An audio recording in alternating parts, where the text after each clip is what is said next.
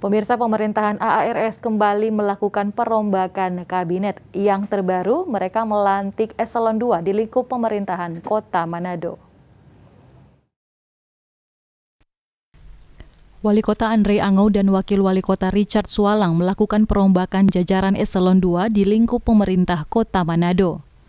Para pejabat tinggi pertama yang dilantik adalah Asisten 2, Asisten 3, Kepala Dinas Pariwisata, Kepala Bapenda, Kepala Dinas DP 3A, Kepala Dinas Pendidikan, Kepala Badan Kepegawaian Daerah, staf ahli, dan Badan Keuangan Aset Daerah.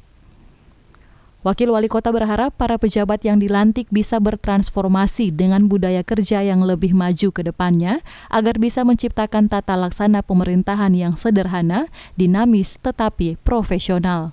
Di unit kerja kita masing-masing, termasuk juga menciptakan atmosfer yang aman dan nyaman dan mengayomi para pegawai yang menjadi bawahan kita, supaya mereka dapat bekerja secara efektif, efisien, yang diharapkan produktivitas kerja mereka akan meningkat.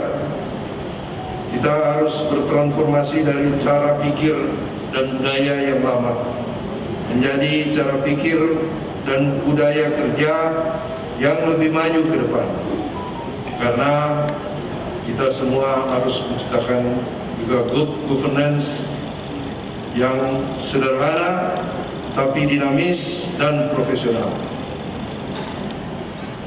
Dan itu semua akan berpijak dari keberpihakan kita untuk kepentingan masyarakat.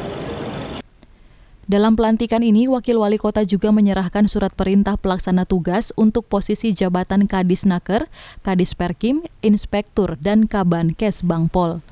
Hizkia Warankiran melaporkan untuk Kawanwa TV.